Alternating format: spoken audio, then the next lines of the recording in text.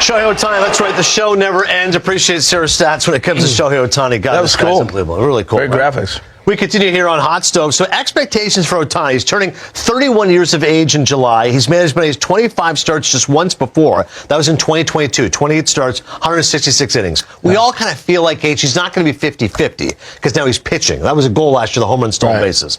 So I want to give me the hitting first. What kind of numbers do you foresee for Ohtani this season?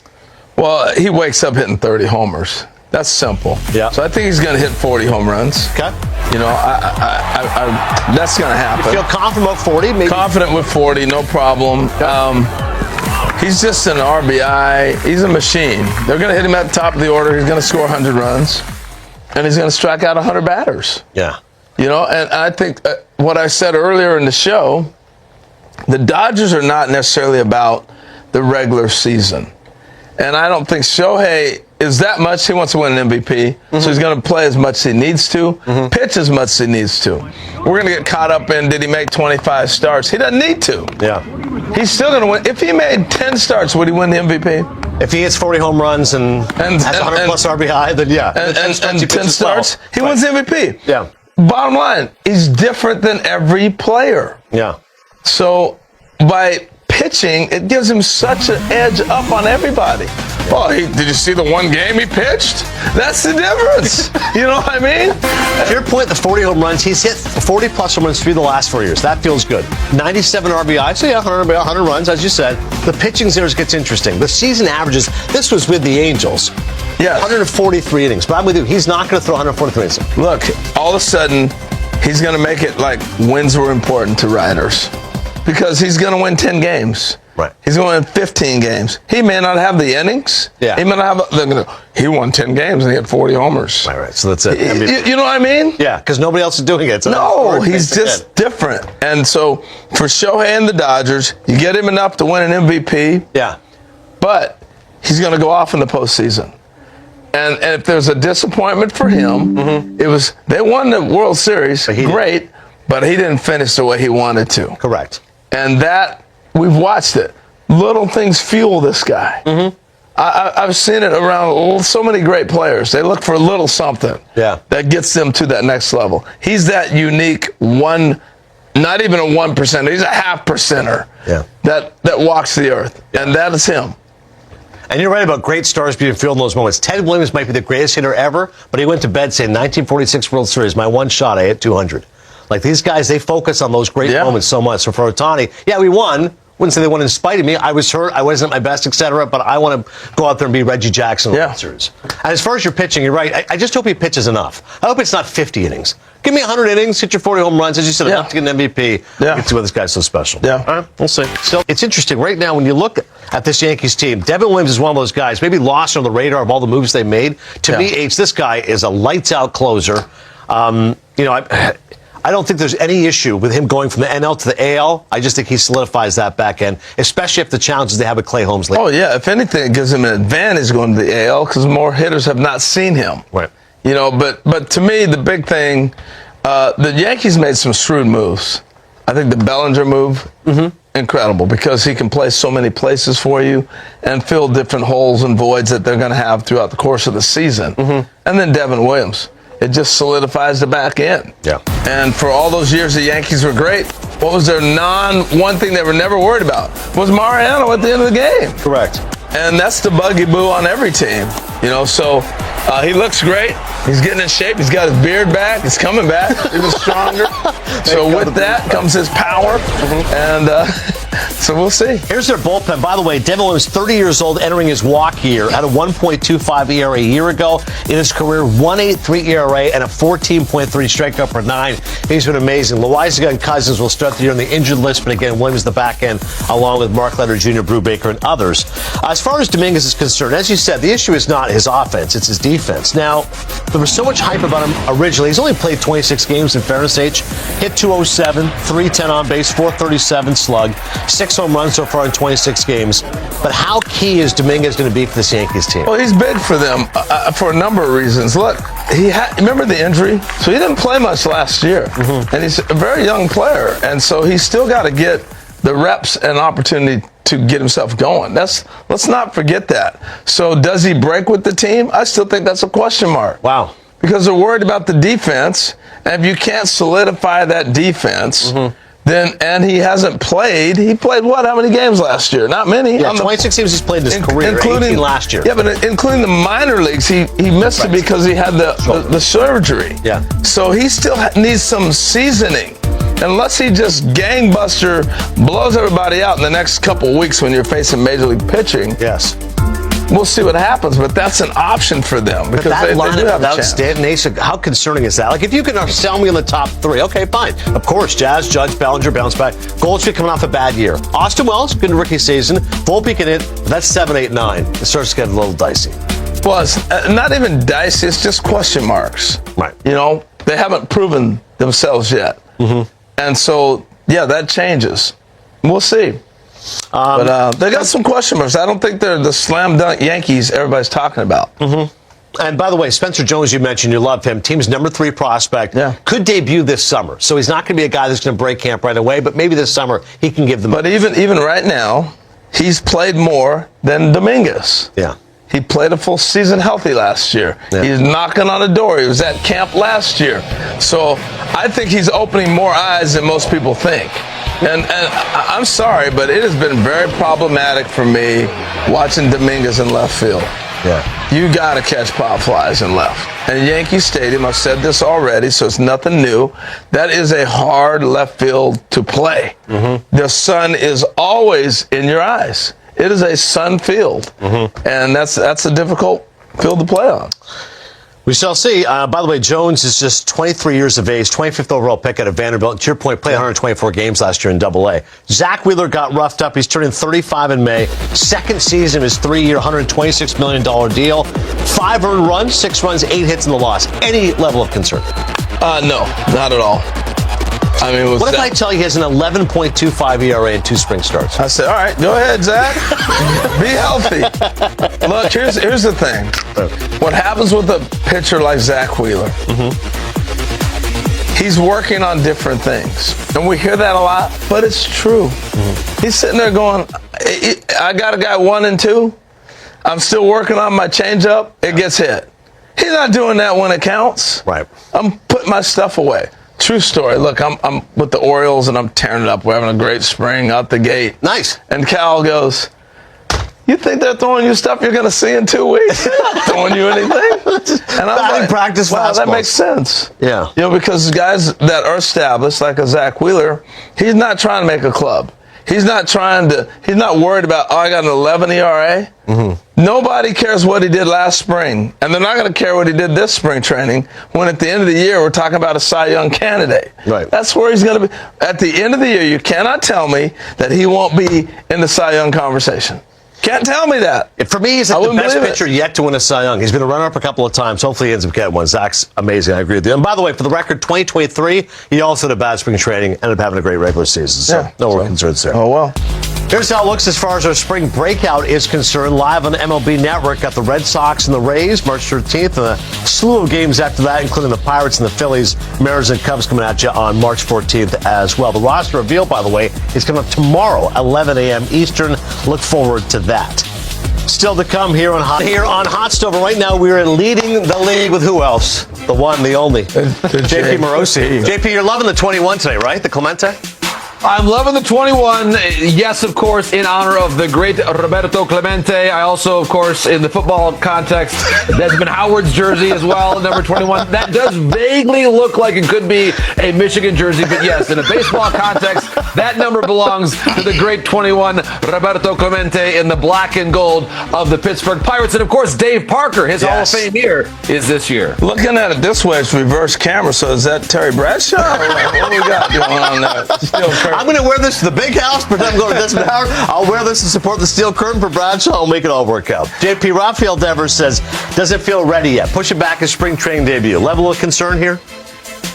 Yeah, Dan, it's a great question. I don't think it's especially high in terms of his readiness for opening day. As Alex Cora has said publicly, it's just an issue of timing, where Devers has said he doesn't feel like he's quite there yet. But unless the rules of the game have changed significantly, this question remains. can you possibly have 2 third basemen in your lineup at the same time? And the answer is no, you can't. So you have to decide between Bregman and Devers, and that question, Ed and Harold, is not going away anytime soon. What we do know is that Bregman has been focused over at third base in spring training. Christian Campbell has gotten a ton of repetitions over at second base, and here's what Devers has done in recent years. Last year, of course, limited to 138 games because of shoulder issues, really in both shoulders. So trying to find a way to get him fit for the full year. And that element of things, my friends, has not gone away yet. Also, Marcelo Meyer has come in and played very well at shortstop, which certainly could add an element of intrigue for the Red Sox later on this year. Masataka Yoshida has come back and played pretty well so far. His throwing is a little bit behind schedule, but again, if Yoshida's going to be your DH, potentially, what does that mean for Devers? There's a lot of questions right now. You've still got Casas over at first base. I think at some point there will be a trade that alleviates this logjam. I don't think it's going to be Devers. I don't think it's going to be during this spring training. But the quandary that they are in right now in terms of the depth of position players is not about to just simply resolve itself in the coming days. So, JP, this leads to so much mystery. In that one, mystery solved. When Devers comes back, he's playing. Whether it's Boston or whether it's somewhere else, he's playing. Let's just settle that. Now, the question is, I think the worst case scenario for Boston and for Devers is that he hasn't played this spring. So now Bregman's been sitting over at third base. If you're going to play Bregman at second, when you're moving him over there to get ready for the season, he's not playing second. That's just You're exactly right, Harold. That's it. Bottom line. 100%. You've got 2 big things with Bregman. Number 1, he's the reigning Gold Glove winner at third base in the American League. Typically, you do not move a player after he wins a Gold Glove. That's no matter what jersey he's wearing. A-Rod and did the it. second part is, if hypothetically, Harold, if he was going to move to second base, you would have been shouting that from the mountaintops, shouting that from the top of Fenway Park on the first day of spring training. They did not do that. So that I agree with you. That says to me Bregman's your third baseman, and it's up to Devers to either understand how to adjust to that DH role, which is not easy, or they move him across the diamond to first base. But oh, by the way, they still have Tristan Casas there. Or they move him out of Boston. I am not counting that out. Look, first off, don't tell me his feelings are not hurt and bothered and ticked off. Because this is not, he had all winter to plan to play first. Asked, didn't get to work out there, you're going to be third base. He should have been taking ground balls in November. He's not. Right. So now you're gonna start the Major League season with him not knowing where he's going to be? That's not happening. So now you're going to run into a scenario where your $300 million player is upset, who's 26 years old. You know, Harold and Adnan, you're right. There are no easy solutions here. The one that we as a network would love, and I'm just going to share this. It's not going to happen, but wouldn't this be fun for us to discuss? There's a team in the AL East with some questions at third base. I think they play in New York City. Wouldn't that be a lot of fun? It's not going to happen. It's not going to happen. It's not going to happen. Going to the Yankees. Of course he's not. I was just joking, Harold. But think about it. There is plenty of intrigue there about the New York Yankees. Who's going to play third there? Is there still a possibility of Arenado there? And if in some situation, if Arenado is eventually dealt away from the Cardinals, the president of baseball operations of the Red Sox, who gave that deal to Devers, where does he work now? St. Louis. St. Louis. Yeah. No, I feel you. There's a major log jam, and this only happens because the talent pool with the Red Sox. They have a lot of depth, so the youngsters are forcing the hand as well. And I think when you get to camp and you allow guys to shine a light on their talent, it's one thing to talk about it, but it's another when you see them on a big league diamond and Meyer's tearing it up, Campbell's tearing it up, and you go, hold it. You start seeing things a little bit differently. Yeah. So for me, I don't see Devers running out of here and saying, give me a first base glove. I haven't played there. Let's start the season. That's not happening. So he's either playing, he's not going to DH out the gate. He's either playing third or he's playing somewhere else. Bregman, by the way, batting. Take him in Seattle. Yeah, it could be interesting. JP, what do you got on Kyle Gibson, latest on his free agency? Kyle Gibson, right now, he is still throwing some simulated innings. I was actually told yesterday that he's gotten up to 60 pitches and 3 innings in a simulated setting against college hitters. Now, we know, and we saw this in recent years, it's not the same as game conditions. We understand that. But for teams that have had issues with injuries in spring training, we just saw the Quintana signing by the Brewers because of questions that they're dealing with right now with their rotation. The one thing that you need to know is when you sign a pitcher at this stage of the season, can you count on him from a reliability standpoint? And that line on the bottom of your screen is what it is all about. More than 700 innings pitched since the start of 2021, 8th most in Major League Baseball. Kyle Gibson averages about 180 innings per year over the last 4 years. And there are very, very few teams that have that level of reliability in their rotation. Of course, the Dodgers, as we know, they've got about 12 starting pitchers. They're good right now. But there are a great many other teams that, depending on how things play out later on this spring, there's not a favorite from what I can tell right now, guys. But if there are injuries that come up, and that's inevitable, as we talk about baseball these days, that spring training tends to be the time of the year where you hear the most injuries, Gibson is ready and willing whenever those injuries occur. Yeah, and the readings don't matter what the hitter is. It's all about spin rate. It's all about radar gun, all that. And that doesn't care who's standing in the box. And if he can do that, you're going to get a healthy pitcher back. You nailed that, JP. It's always nice when somebody is like attached to an event or a team. Like I think of Oregon, I always think of Harold. The Oscars, people think of me. World Baseball Classic, there's one person that comes to mind, JP Morosi. Yeah. JP, the Oscars, we think of Adnan. March 5th, 2026 in Tokyo. Flip that one off for me. I try to be subtle with that. JP, how about it, man? WBC, get cranking. We are 1 year away from the first day. And if you're wondering, guys, do I have somewhere in my office this sketch of Team Italy's lineup? You bet I do.